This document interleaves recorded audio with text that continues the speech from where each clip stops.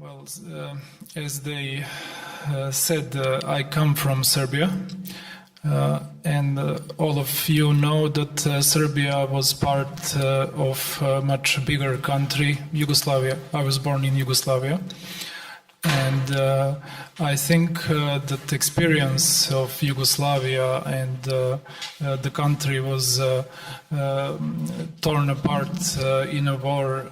And I think it's very important the reasons why that happened, especially for people that are thinking about economic crisis and economic problems, especially with this problem that European Union is now dealing with.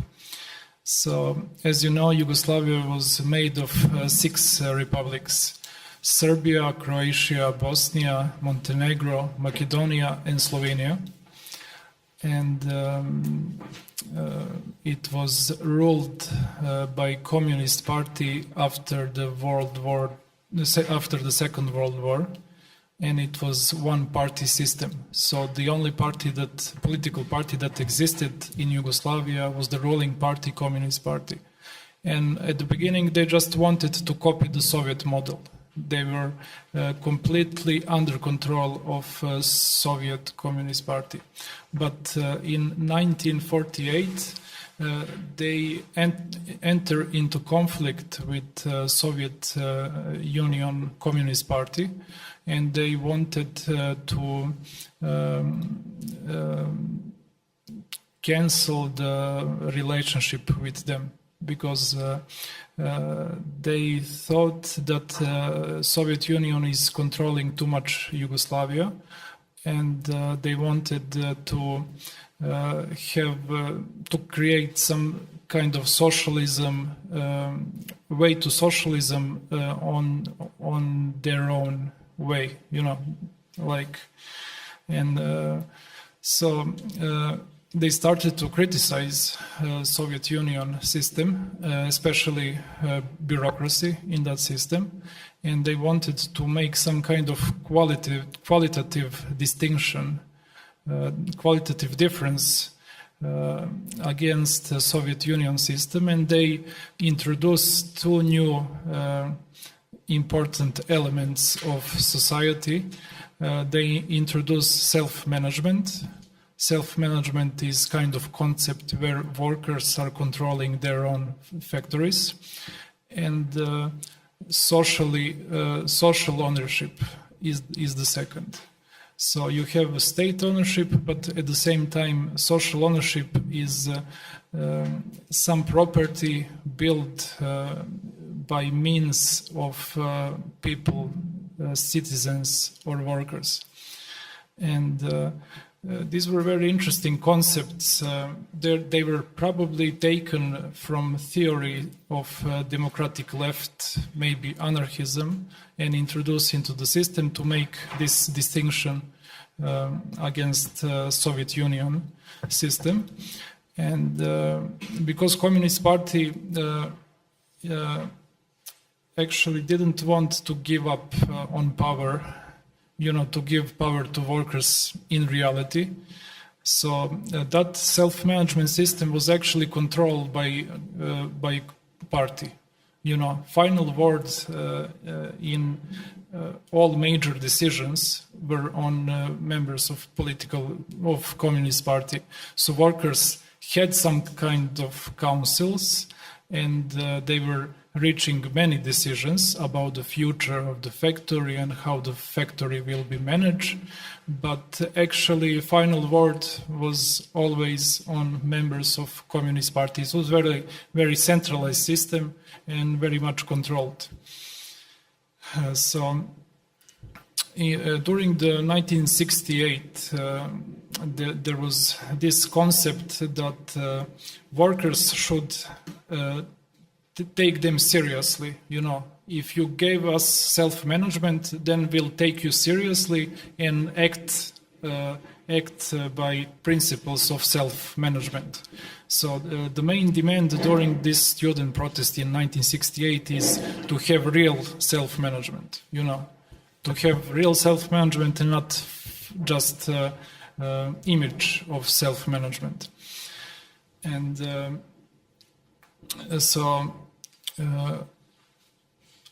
because of this position between Soviet Union and these two blocks during the Cold War, Yugoslavia was some kind of country in the middle.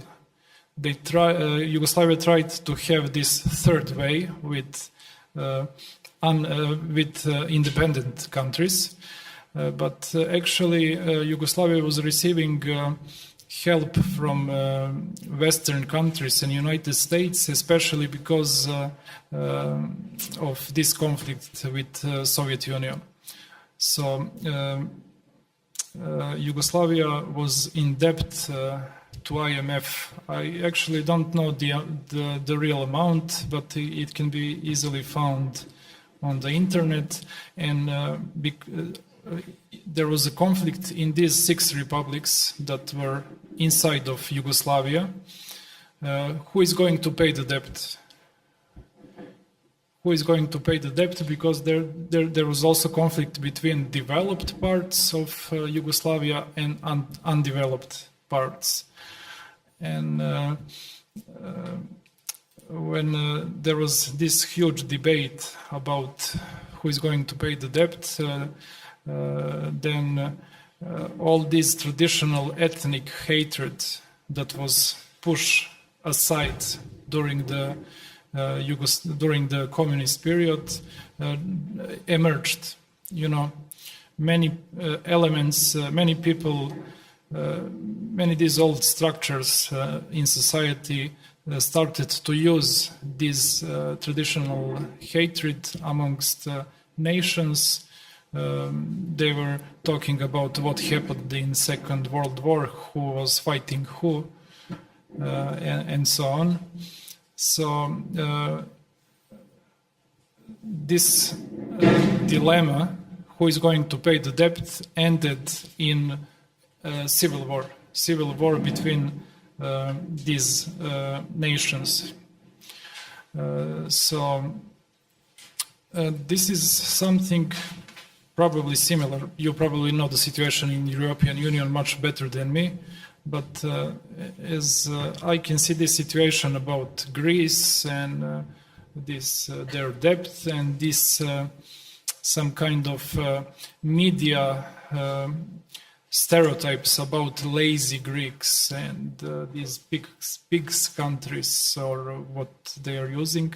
Well, that's the same situation like in Yugoslavia. Serbian medias were talking about Croatians as Nazis, and Croatian medias were talking about Serbs as killers and stuff like that. So maybe this experience of Yugoslavia would be interesting for people that are concerned for the future of Europe and world.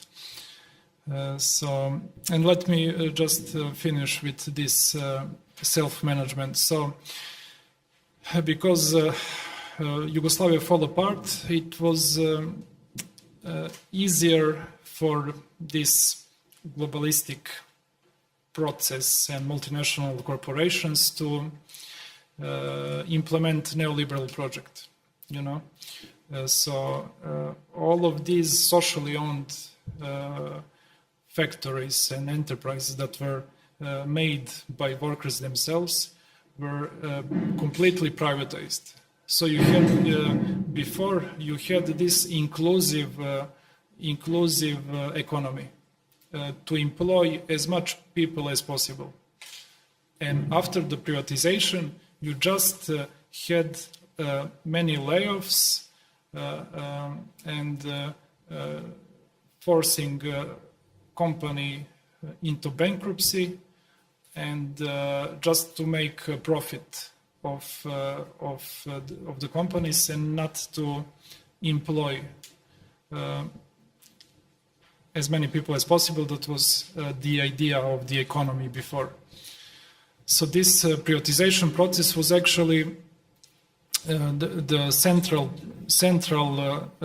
part of implementing neoliberal project.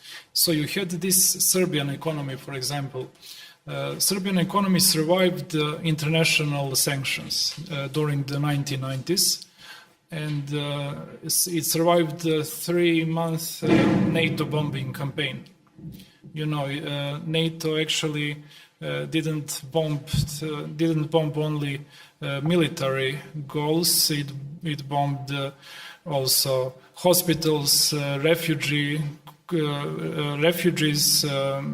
electro distribution system. They were bombing many civilian targets. For example, this national media, like they did it in Libya. And the economy was completely ruined. There was this analyze what is the cost of NATO bombing, and it was something around $30 billion. And actually that economy survived, and people were still employed, and it was not some prosperous economy, but it had potential to, if you have right approach, it had potential to keep all these people employed. But unfortunately, after the fall of Milosevic, after overthrowing the government, when these neoliberal democratic parties came in power, they actually started with privatization process that was mandatory by the World Bank. And actually, that privatization process completely ruined the economy. Many of the factories were shut down, sold to multinational corporations, or sold to some criminals and smugglers from Milosevic period that they were just buying factories. They were not interested in keeping the production. They just wanted to do this money laundering, you know, to buy a factory, and then after that to sell that factory, to fire the workers, and so that was this process. And what we were actually doing as a group, as a collective that were connected with these workers from many different cities in Serbia, we were trying to establish again this kind of self-management, you know, to have workers' councils. They didn't own the factories like they did before the privatization, but we tried to establish some kind of horizontal connection to connect workers' representatives of striking boards from many different cities. And there is one factory where we managed to cancel this privatization, you know, to point that there are some problems with this privatization contract. And after that, workers managed to make agreement with shareholders, you know. Those shareholders are also workers or ex-workers or people that are in this retirement. And they managed to make an agreement with 4,000 shareholders, and they gave them to run the factory. So workers are in the management of the factory. So it's kind of self-management again, but of course in very, very different circumstances. Much difficult for that kind of factory to keep on going, but it was very good example during the last years when we were fighting against this privatization. We were always telling, okay, you have these workers here, and neoliberal propaganda in Serbia was always telling that workers are lazy, they can't do anything, they are stupid, and so on. But okay, look, the factory they are running, they are paying salaries on time. They keep going this production, and compare it with all these privatized companies that are destroyed.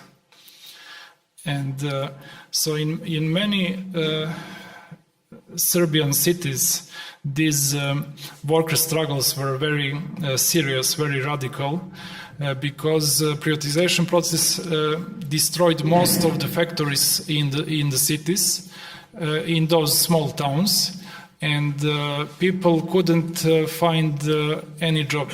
So struggle for these last factories that are still existing in Serbia is very serious, because it's a last opportunity for those people to save their job and to have some means of existence. So in one case, this is one town in central Serbia called Ćuprija. Workers manage to prevent this privatization, so it is one company that is still socially owned, And the problem with this privatization is that neoliberal government actually just came and confiscated all these socially owned companies. They just erased this property from the constitution, and started to sell it, in order to fill the budget, to purchase the social peace, and so on. And right now, the economic situation in Serbia is very bad. That is, we have economic crisis since 1990. Average salary is something around 350 euros. That's the average salary. Okay, prices are little smaller than in your country, but nevertheless, it's very difficult for people to manage with. But since 1990, we had this kind of economic crisis, and at the beginning of 90s, for example, we had hyperinflation, and the money became completely worthless. You couldn't buy anything with your salary, so you have salary that is worth nothing. Because of the hyperinflation, and we had these banknotes, this money, and the number on the banknote had 12 zeros. Some number, I don't know the word. And that banknote, that money with 12 zeros, doesn't worth anything. And so people managed to survive because they still. Yugoslavia was industrialized since after the Second World War, and many of these workers kept this connection with villages, So they had food because they had relatives or family living on the countryside, and there is also this. It's decreasing, but it used to be present in Serbia, strong sense of this solidarity and mutual cooperation, and this community that helped people to have help and solidarity, etc. So. Okay, so I guess that's something we do. We try to have this self-management, but from below, not to have some dictatorship political party to give us, some power, and then to always be dependent on them, but to try to create it from below. And we managed to organize this kind of movement that is very independent. It's very it's in Serbia. It's very hard to organize because it is still a centralized state. So all these processes are directed from the Belgrade, from the main city. And this agency for privatization that is doing all this privatization is placed in Belgrade. So if you want to have effective protest in Serbia, you have to bring all these workers from different cities to Belgrade. And it's very expensive. Sometimes we do campaign fundraising for 3 or 6 months just to have enough money, for the workers to come in front of this corruptive agency for privatization, and sometimes they are staying there for many days, until they don't put enough pressure to cancel the privatization contract. And I guess that's what I wanted to tell you today. And if you have any questions, I'll be glad to answer you.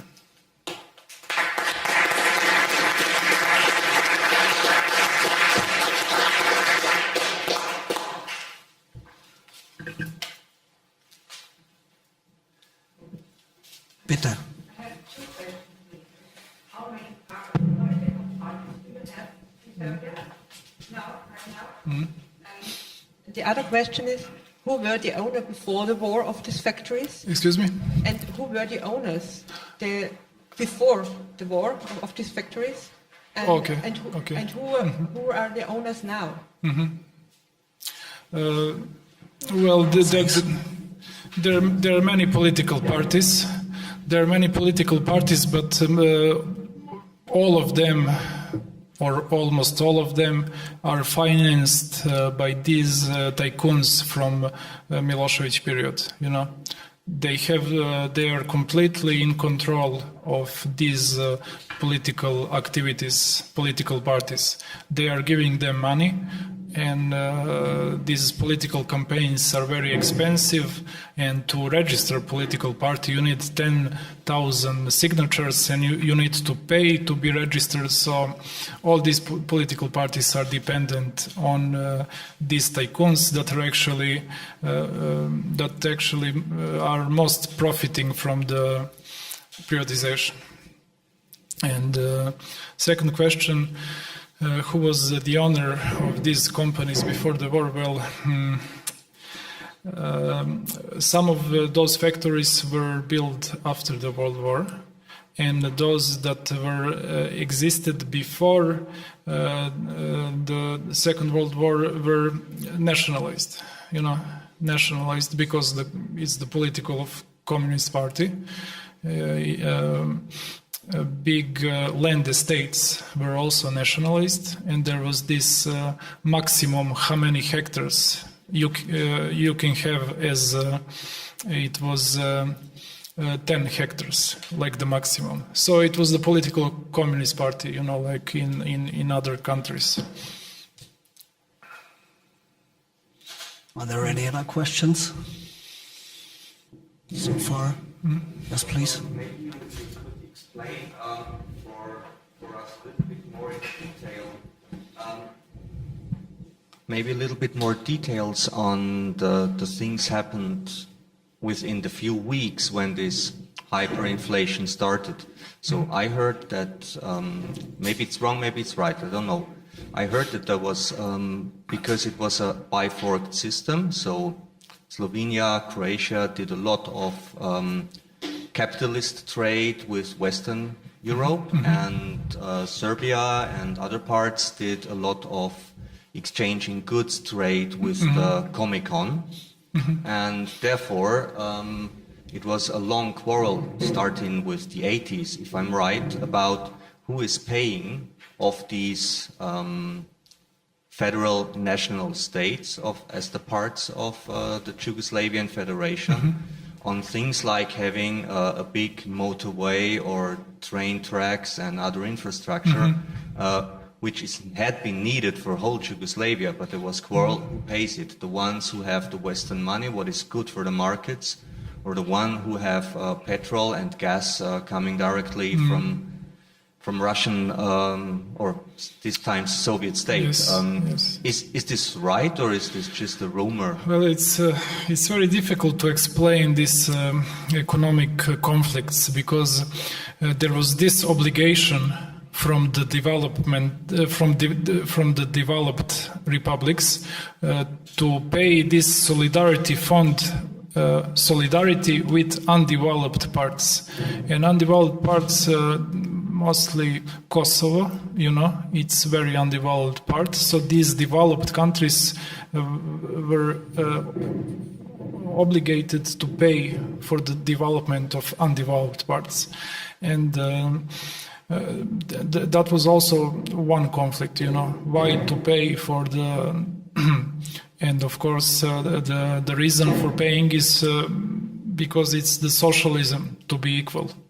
If you want to be equal, then you have to develop all parts, and that was one conflict. Probably that's the second, but there is also this politic, to improve this kind of brotherhood between nations. Then the politic was to put, for example, primary production into Serbia, to have it into Serbia, but processing production, factory for processing of that, for example, agriculture products, to be put in Croatia, so to have this kind of cooperation. For example, there was also these stories amongst in Serbia, against Slovenians. They took all of our industry, and Slovenians were telling, we are not going to pay for these undeveloped parts. Why is Serbia not paying? So, of course, there were problems, but those problems could be solved a lot easier than to enter into war or secession. And if you, I don't know the figures exactly, but if you compare this IMF debt before Yugoslavia was fall apart, now you have 6 republics, and each of that republic is in debt 6 times more than Yugoslavia was before. So, when you have this economic crisis, you always have this kind of paranoid stories, like it's happening now. And actually, when you have this economic crisis, then it's open space for people like Milosevic in Serbia, Tudjman in Croatia, and Izetbegovic in Bosnia. Completely mad people, completely fundamentalistic. And it's all in these surroundings of economic crisis. And one final question on that. What do you think about the role of European Union within putting this stress on Yugoslavia? Okay, I'm not sure if I'm the right person, but if you ask general opinion in Serbia about the role of, it was at that time European, not Union, but I'm not sure, it was the other term for European Union, European community, something like that. And general opinion in Serbia is that this recognizing of secession actually led to conflicts, because in all these republics, it was a mixture of people, Serbs and Croats were sharing the same territory. There were mixed marriages, between all these nations. And first, Slovenia declared independence. And at start, I think these secession tendencies were not supported by European community. But then there was lobbying coming from some of the countries, maybe United States also, and this general opinion was just turned into recognizing, supporting the secession of these republics. And when you have Yugoslavia was very, very strong country. In a way, it had fourth strong army in Europe, and all these neoliberal projects could not easily happen in a strong country. So you had to have this kind of separation, to have weak countries. Because if you look at a map now on the Balkans, you have all these ridiculous countries, unimportant, like Serbia, Croatia, Slovenia, and so on. Okay, thank you. Of course, there are many different perspectives, there are many different perspectives. Okay. Jens, I guess you wanted to ask something, and then, of course. I've got two questions. The first is, would you describe these groups or these fights or these struggles which you described, would you describe it as a social movement? This question means, is it possible to mobilize with something like workers' self-management, and isn't it regarded in the collective memory or collective consciousness as something which failed historically? This would be interesting for me. And the second is, could you say something about the role of European or international non-governmental organization regarding to the groups that you mentioned, like in questions of fundraising or something? Is it possible to cooperate, for example, with the Rosa Luxemburg Stiftung or something? Yeah, okay. Like this?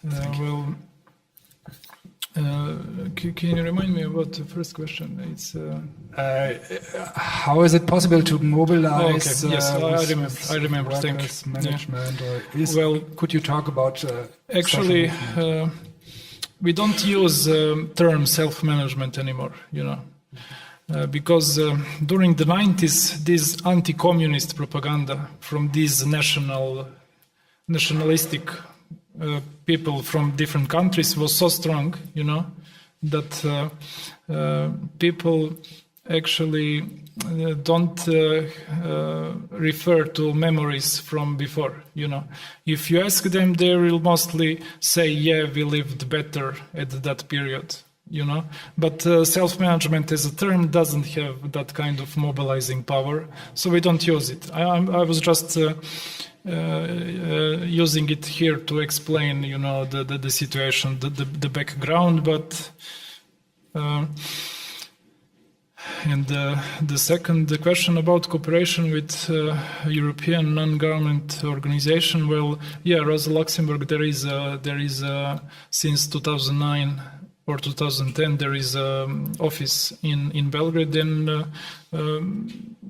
we are cooperating with them. Actually, I have a very interesting article here.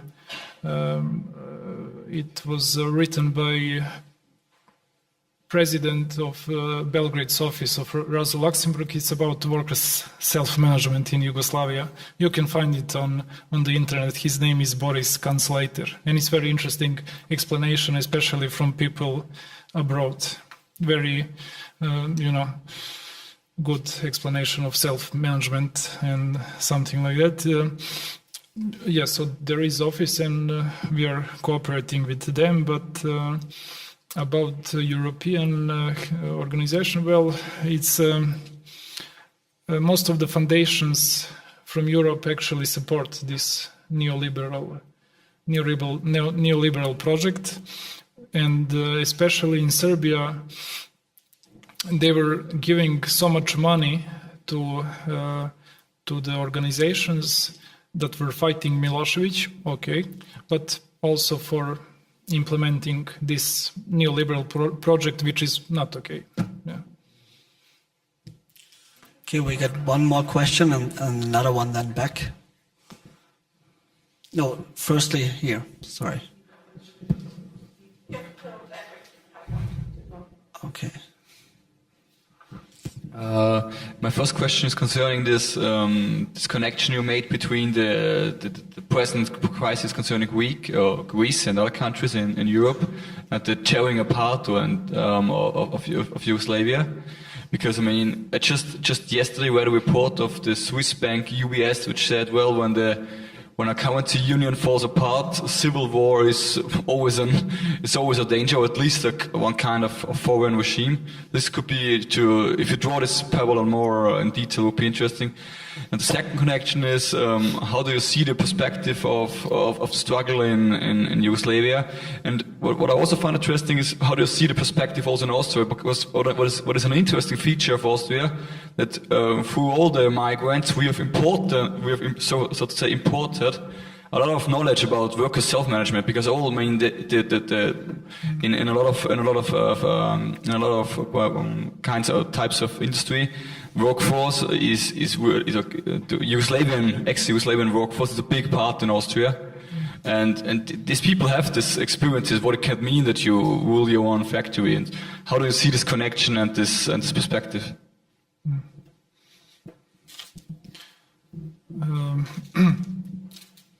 Well, regarding this question of workforce, well, right now there is these tendencies. For example, if you know this factory in Torino, Fiat, producing cars, and they bought one previous Serbian factory for producing cars, where some 10,000 workers were fired.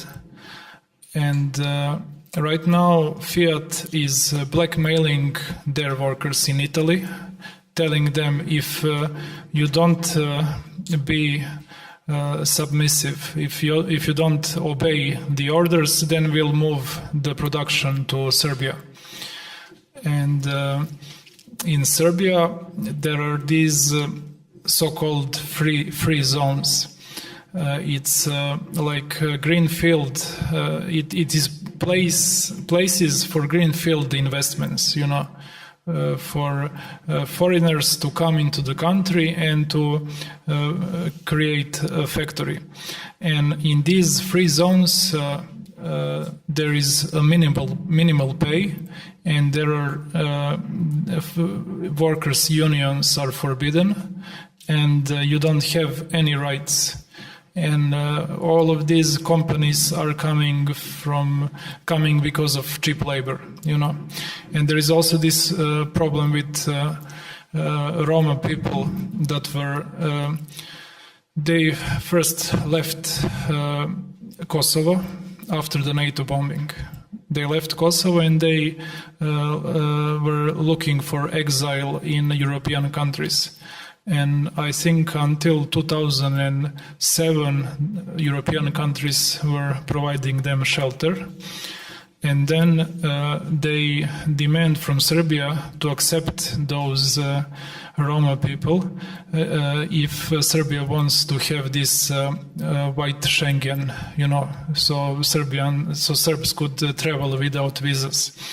And Serbia signed that agreement with the European countries, and those people, Roma people, were deported from European countries into Serbia. But because Kosovo is not safe, although KFOR is there, they were not allowed to go back to their homes.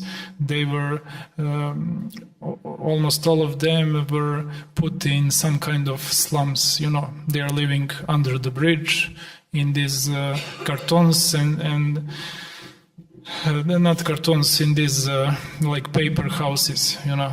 And they are doing very hard jobs and living in poverty. And there is this example of German factory Drexler Meyer. Well, they came to this city Zrenjanin in Serbia, and they made a factory, you know, in this free zone. And they employed all Roma people deported from Germany. They employed them into this factory, in this free zone. and so those are these global problems. And these companies are coming. Sometimes they receive subsidies from the state, and there is no obligation from them that they are going to stay. After 5 years, they are going to look for some cheaper labor in some other country. And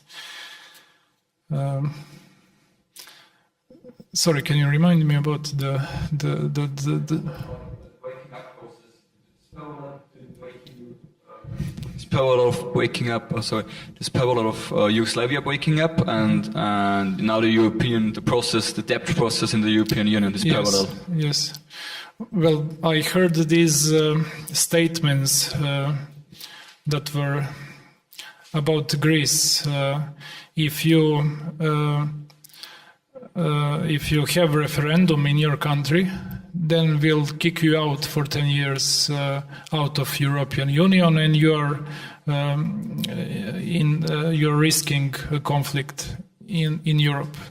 And there was this history from Brittany, I think. He wrote an article. He's predicting in 2018 there is going to be war, and he's talking something about Germans are sending troops to Greece, Russians are taking Latvia, and he had all this scenario in Belgium. There is conflict between these Flemish people, and he had all this scenario vision of what's going to happen just after these statements, So actually, I'm not very much familiar about European Union, so maybe that question is better for somebody else. I have a question. One more question, maybe on the right side, please, because this madam is already waiting quite long. Then right. You're fine. I'd like to know, did a peace movement appear when there were signs for a war to start inside Yugoslavia? What happened to them? Well, there were, but they were ineffective. They couldn't prevent what was happening, but they were, and there were also some workers' representatives coming to in front of the government to demand to stop the war because they don't want their members to be sent on the front. And I remember in my village, I was born in one village near Kragujevac, where this car factory is. And these army troops from Serbian army troops were mobilized and placed in front of my school. They were sitting on a grass, waiting to be sent to Croatia. And one group of them, one part of them, was sent in the morning, and they were by the noon probably at the border, but in the afternoon peasants from that village took their mechanizations, tractors, and they blocked the road.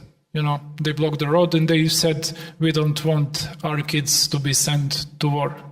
So, and there was also this protests of mothers, in I'm not sure what city in central Serbia. They were also protesting against the war, but it wasn't effective. And there is also strong this many people that were running away from the war. They just took their uniform off and dropped the gun and came back home and said, we don't want to kill people. Okay, thank you so much. Now your question, please, the final one. Okay, I'm sorry. Okay, then I didn't. And then, maybe to answer your question from my point of view, So like the European Union came and saw this whole conflict as an ancient hatred conflict. And this is pretty much bullshit, of course, because it was not an ancient hatred conflict. It was, as Milenko already described, of course, there were some parties, powerful parties, who were benefiting from this whole process. And they were really like pushing the people into this kind of Asian hatred conflict. And then, of course, nationalism like was in bloom. When one Serb gets killed, of course, wow, it's a Serb. We all have to be against the Serbs. But actually it started like out of calculation. So all this benefit, all those people who were benefiting from this war, like war economies, are again, and this is the crazy thing about it, are benefiting now again from this privatization process. And this is the insane situation that people like Milenko is dealing with, and that's the problem we are having. And this is why Milenko is fighting a very, very important fight, which is also like supported by Noam Chomsky, by people like Mary Calder, hopefully soon as well, and other people. And this is, I guess, a good message. Thank you so much, Milenko. Thank you.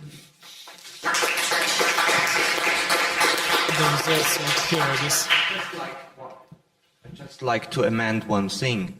Those who profit, this, I hoped, it's not my duty to say, is European Union, and it is the nationalist concept of Austria and definitely Germany, because Austria and Germany had played a really vital role in supporting starting with the 70s, historical revisionist people from all these nationalist parties, starting then the paramilitarics and then the real war. So there have been Serbian clubs, there have been Bosnian clubs, there have been Croatian clubs, there have been called cultural clubs. But what they did was really revision of history comparable to denial of Holocaust. And Austria put a lot of effort, especially some political groups, some part in Donau-Alpen-Adria organizations. They put really lots of effort in telling us that communist party and communist Yugoslavia is nothing else but a prison of Völker, a prison of nations. And this is a concept what is nationalistic, and those people who fled, starting with the 50s, 60s, some to Australia, to the US, they did pretty much the same. And a lot of them came as really profiteers back to the divided, disrupted Yugoslavia with a lot of foreign money, and they were the ones who could support all these before corrupt politic elites and to transform it in these tycoons which are still in power and rule most of the countries. You can have the same things in Slovenia and so on. Milenko, do you want to tackle this issue, or shall we keep it with that? We can go on this. I think there are still some more issues which would be interesting to tackle upon, which we don't have the time now, because I think it's been pretty much exhaustive now. If there's nothing to add. Okay, I just wanted to add that this workers' movement I'm involved is very much supported from people from Austria, different workers, activists, unions, and journalists. And these people also were coming to Belgrade. You know, they were interested in what's happening, and it's very, very good support for us. You know, very important for us. Thank you.